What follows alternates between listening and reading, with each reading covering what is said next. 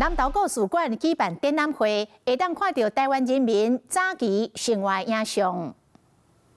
行到中兴高中的图书馆，就亲像来到古早时下。这一场展览透过早期的柑仔店、古早味冰果色、含剧黄的旧相片，来彰显台湾无共年代的生活面貌。一般我们在博物馆里头看不到的东西，这边都会收集。这个非常的日常又贴近我们真实的生活。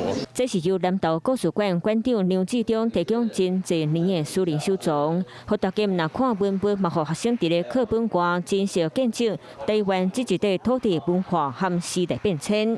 不过我觉得其实这个也是一个抛砖引玉的一个点啊，就是说让现在的学生或是参观者也能够有一些爱物惜物的一些观念。这一场展览会举办到3月10日，有兴趣的民众就爱把握时间来一座图书馆体验台湾早期的生活影像。